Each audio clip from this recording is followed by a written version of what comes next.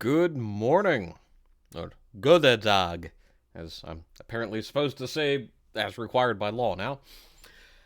So I figured, saw another amusing hashtag over the weekend, and it's President Carter. For most of you, myself included, Carter was president of the United States from basically until 1981, where after losing the 1980 election in a landslide to Ronaldus Magnus, uh, he is now known for his humanitarian habitat against humanity and election monitoring and all this crap.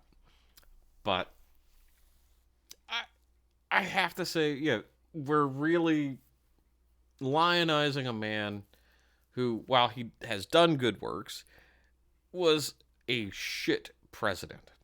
I'm absolutely trash level of president.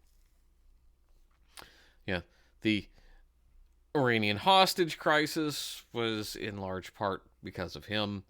The fuel crises and oil embargoes were because of Carter.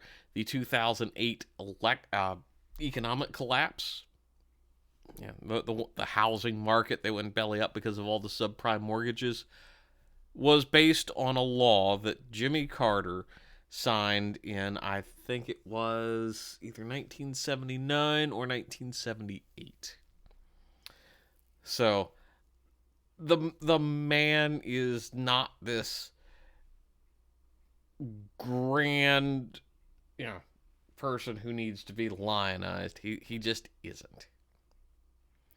And I think it also speaks very loudly that apparently Carter asked Biden to deliver the eulogy.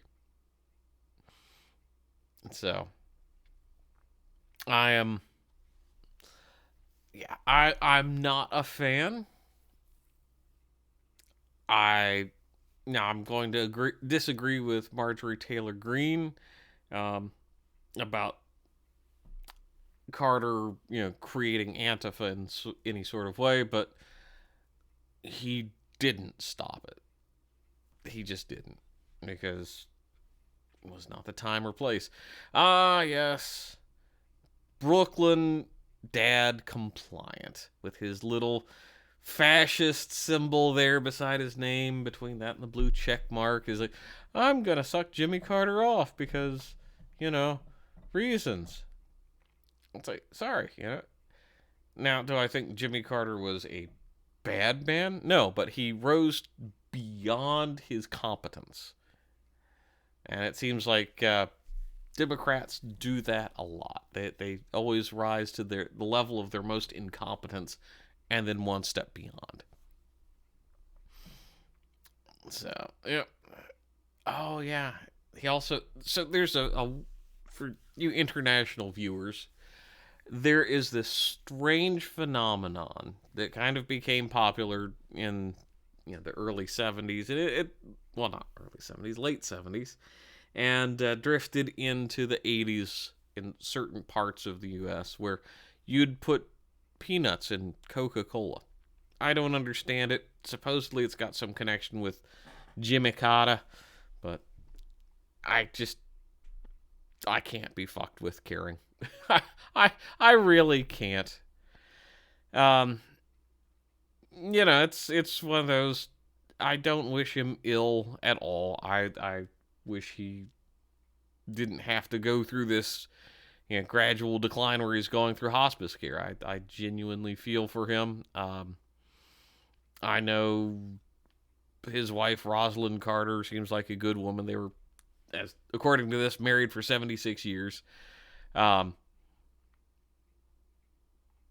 But don't let all the praises of this man overshadow the fact that he was a terrible president. Terrible president.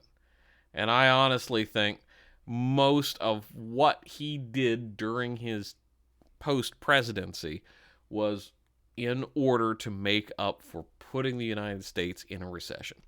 Because we had hyperinflation, which was referred to as stagflation at the time. And, you know, it's kind of like what we're going through now in a lot of ways. But instead of just being over his head politically, we now have a man in Biden who's just a corrupt piece of shit. That'll probably get me banned off of YouTube, but I call it like I see it. I don't see why I should hold back. I'm not trying to be monetized. This isn't me trying to become a big famous individual. This is me having fun. So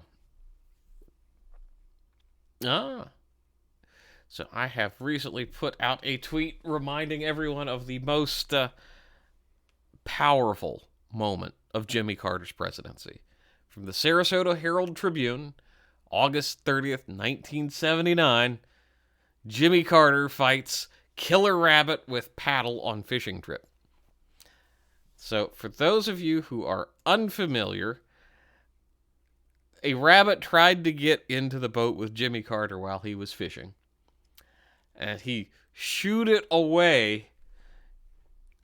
But the memes of the time, which you can not see here, basically it was like this killer rabbit tried to attack Carter, and somehow the rabbit had ties to the Kremlin, and just all sorts of just hilarious goofiness. But yeah, so if Jimmy Carter should be remembered for anything, it should be that he fought a malicious, vicious, diabolical killer rabbit to save our democracy. And on that note, remember, feed your rabbits well. They might save you from socialism. And bleach out.